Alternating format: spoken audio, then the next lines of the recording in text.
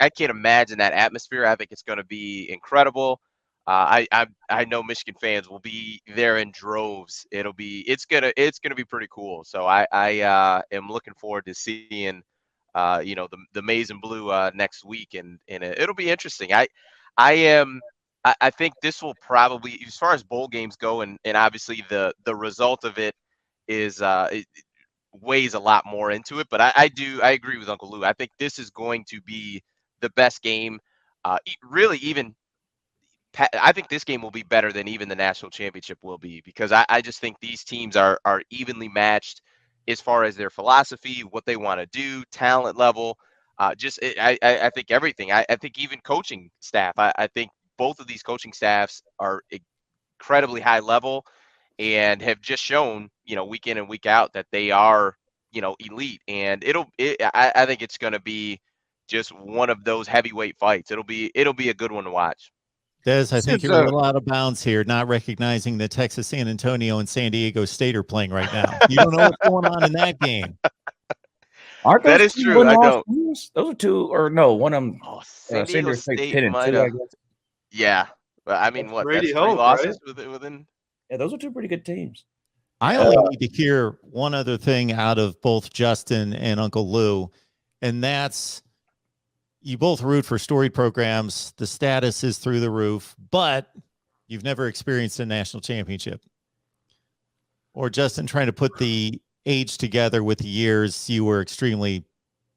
I was 5. I was Okay, 5. you were when 5. I don't know how much you were into. I certainly didn't know what was going on in college football when I was 5. I'm sure I was wearing maize and blue, but didn't really know what was going on. Okay. We're going to not count that. Yeah.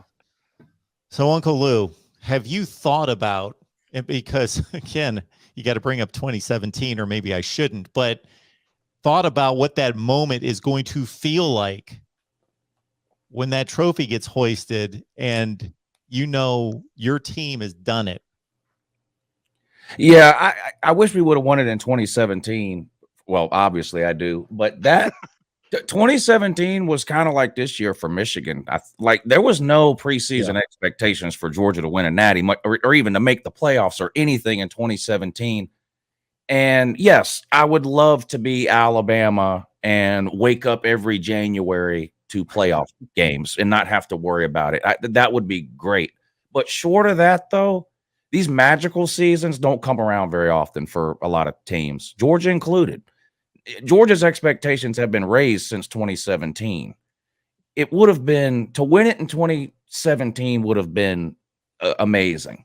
And it'll be great to win it this year or next year or any year. I mean, I'm not a total delusional idiot. Like, I know Georgia's not Alabama. I don't go into every single offseason thinking Georgia's winning the national championship. And the last couple of years, Georgia has been playing meaningful games in November and December with a chance to make the playoffs. And I'm going to be honest, that makes me happy. Now, I want a national title, but I'm not so jaded that it's like, well, if we don't win the national title, it's a waste of a season or anything. I mean, there's 126 teams who would trade places with Georgia right now, or Michigan, because they're not playing a playoff. Georgia and Michigan are. I don't know what I would do if Georgia ever. It would probably. I have no idea. It would depend on how it happened. I mean, 2017 overtime, that whole thing. I would have lost my mind, I'm sure, had Georgia won that one. But a lot of these national title games haven't been close either. So, what would I do at the end of a game if Georgia was up 30-10 at halftime and ended up winning 45-17? I don't know. I mean, you've been celebrating for 3 hours at that point. I don't know what I would do when the game was over. You'd probably be pretty hoarse on the on your stream. I'm not sure you'd be able to do one. You'd probably need the next day to get the voice back right. Well, just one, Mark. Yeah. Well, for me, so I got engaged a year ago last weekend. I'm getting married next summer. My fiance is in the other room listening to this, so I'm probably going to be sleeping on the couch. No doubt, Michigan winning the national title would be the best day of my life. Absolutely, no doubt. The Michigan Ohio State game this year might have already taken the cake. It was an unbelievable day. I was in Ann Arbor. It was just at the game. It was unreal. And then to be in Indy the next week and now going to Miami. So I've been there every step of the way. It would be so satisfying for a lot of the reasons why Lou is talking about 2017 Georgia, what that would have been. For everybody to have counted Michigan out, counted Jim Harbaugh out. It's been 7 years. All these things for the buildup through his entire tenure, through the buildup before that, through Brady Hoke and Rich Rod. I mean, listen, there are so many Michigan fans out there that have been through the shit, like just really bad stuff, right? And thinking about not only just bad football under Hoke and Rich Rod, but then the heartbreak of 2016 Ohio State, of even this year Michigan State, of the fumbled punt against Michigan State. Like there's been so many times where Michigan has been right there and then just it hasn't happened.